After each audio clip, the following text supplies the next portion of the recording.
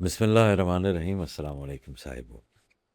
کبھی انسان کے سامنے حسن، بیوٹی اس طرح سے ریویل ہوتی ہے کہ آنکھ دیکھتی ہی رہ جاتی ہے اور زبان جو ہے وہ خاموش ہو جاتی ہے۔ دل کے اندر ایک عجیب سا انتشار پیدا ہوتا ہے۔ کبھی کبھی دل کے اندر ایک سکوت پیدا ہو جاتا ہے، اور یہ انتشار بھی اور یہ سکوت بھی ایک حیران کن حالت میں انسان کو لے جاتا ہے۔ وہ حسن کہ جو ایک حیرت کدہ میں انسان کو لے جائے کہ آپ نے حسن کو دیکھا اور آپ حیران ہو گئے۔ جیسے وہ حضرت بیدل نے کہا تھا نا کہ حسن ہر جا دست بیداد تجلی وا کند، نیس جز حیرت کے فریاد رسائی ندار۔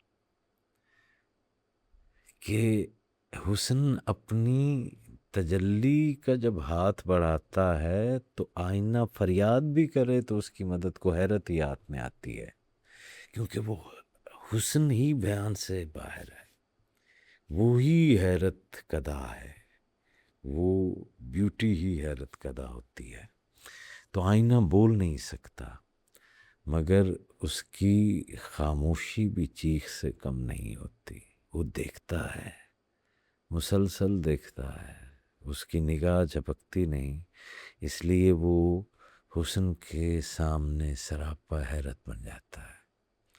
تو صاحبو، جیسے بیدل نے کہا، اسی طرح انسان بھی ایک آئینہ ہی ہے، یا ایک آئینہ بننا ہی مقصود ہے۔ جب آپ خلیفۃ اللہ فی الارض ہیں تو پھر آپ ایک آئینہ تو ہیں جس میں سے اس مالک الملک نے ریفلیکٹ کرنا ہے،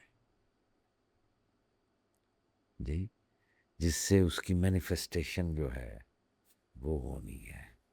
فرق صرف اتنا ہے دوسرے ظاہری آئینے میں اور یہ انسان والے آئینے میں، کہ اس مرر کے اوپر تو باہر سے گرد پڑتی ہے، لیکن یہ جو انسان کا مرر ہے اس کے اوپر اندر سے گرد پڑتی ہے۔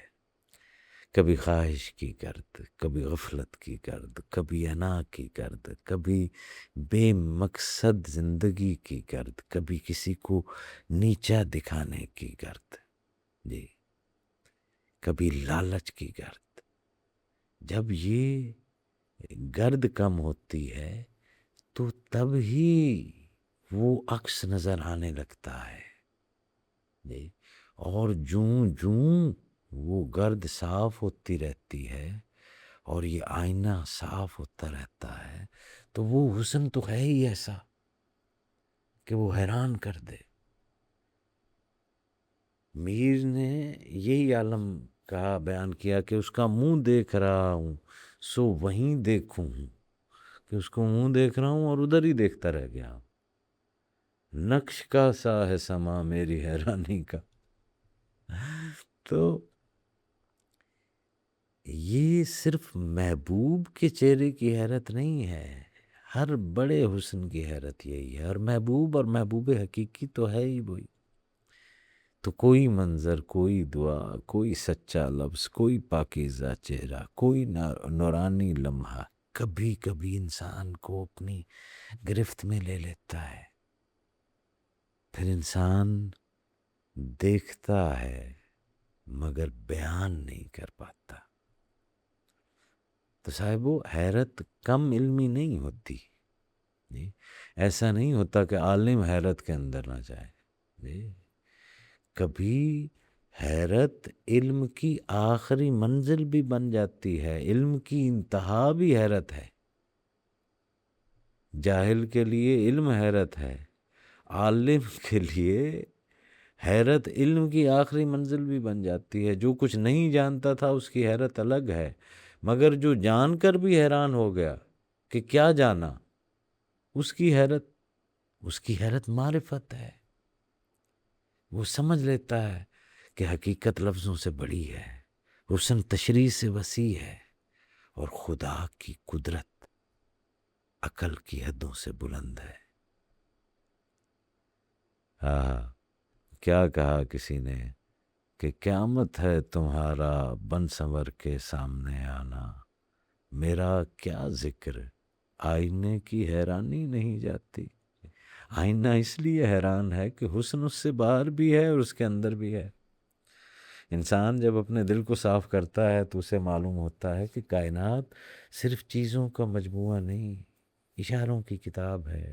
ہر پھول، ہر چہرہ، ہر صبح، ہر شام، ہر خاموشی کسی نہ کسی معنی کی طرف بلاتی ہے۔ چشم دل چوں باز شد معشوق را، در خویش دید عین دریا گشت، چوں بیدار شد چشم ہوا۔ کہ جب دل کی آنکھ کھلتی ہے تو انسان حقیقت کو باہر ڈھونڈتے ڈھونڈتے اپنے اندر بھی دیکھنے لگتا ہے۔ وہ جان لیتا ہے کہ انسان صرف دیکھنے والی آنکھ نہیں، یہ دکھانے والا آئینہ بھی ہے۔